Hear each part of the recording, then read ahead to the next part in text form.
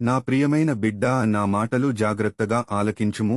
నేను ఎన్నిసార్లు చెప్పినా నీవు నా మాటలు అర్థం చేసుకోవడం లేదు, నా మాట లెక్క చేయడం లేదు. ఇప్పటికైనా పరవాలేదు, ఇప్పుడు నేను చెప్పే ఉపమానమును జాగ్రత్తగా వినుము. మేమే నీతిమంతులము, తక్కిన వారందరూ నీచులని ఎంచుకుని కొందరిని ఉద్దేశించి ఉపమానమును చెబుతున్నాను. ప్రార్థనకై ఇద్దరూ దేవాలయమునకు వెళ్లారు. ఒకడు పరిసయ్యుడు, రెండోవాడు సుంకరి.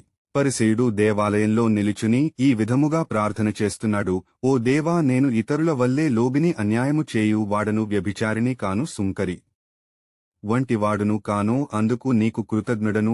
నేను వారమునకు 2 సార్లు ఉపవాసం ఉంటాను, నా ఆదాయం అంతటిలో 10వ వంతు చెల్లించున్నాను అని ప్రార్థించాడు. తరువాత రెండోవాడు సుంకరి దూరముగా నిలుచుండి ఆకాశవైపు కనులెత్తుటకైనను సాహసింపక రూము బాదుకునుసు: ఓ దేవా, ఈ పాపాత్ముని కనుకరింపుము అని ప్రార్థించెను.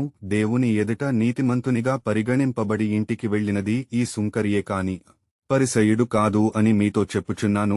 ఏలన తన్ను తాను హెచ్చించుకును వాడు తగ్గింపబడును, తన్ను తాను తగ్గించుకుని వాడు హెచ్చింపబడును అని లూకాగారు తన సువార్త యందు 18వ అధ్యాయము 9 నుంచి 14వ వచనము వరకు చాలాసార్లు చదివారు కదా. అలాగే నీవు నా సన్నిధికి దేవాలయమునకు వెళ్ళినప్పుడు నీ ప్రవర్తన ఎలా ఉందో ఎప్పుడైనా గమనించావా? ఎప్పుడైనా నీ హృదయమందు ఆలోచించావా? నీ ప్రార్థన ఎలా ఉంది? పరిసయ్యుని వలె ఉందా? సుంకరి వలె ఉందా? పరిచయుని: నేను ప్రతిరోజు దేవాలయానికి వెళుతున్నాను, ఉపవాసం ఉంటున్నాను, దశమ భాగమిస్తున్నాను అని నీవు నీ విషయంలో నీ పనులు ఏ విధముగా ఉన్నావు? స్వార్థముతో, అసూయతో, పగతో, కక్షతో, చెడు ఆలోచనలతో, చెడు గుణములతో, దురుద్దేశముతో, కుట్రతో, కుతంత్రాలతో నీవు దేవుని సన్నిధిలో నిలబడి ప్రార్థన చేస్తున్నావు. నేను నీ ప్రార్థనను వింటున్నాను అని నీవు ప్రార్థన చేస్తున్నావా? లేదా దేవుడు వినడులే అని నీవు ప్రార్థన చేస్తున్నావా? నేను అందరి ప్రార్థనను వింటున్నాను.